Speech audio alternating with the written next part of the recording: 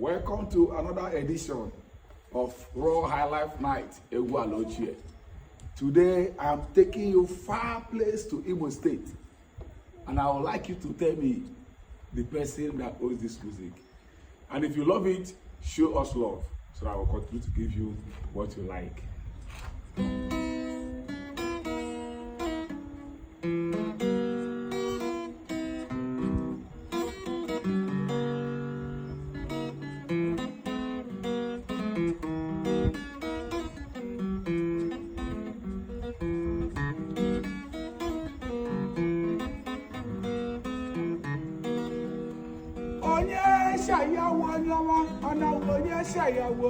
Jesus, yeah, watching a girl on your my Amadi Kelu, Apola, you oh,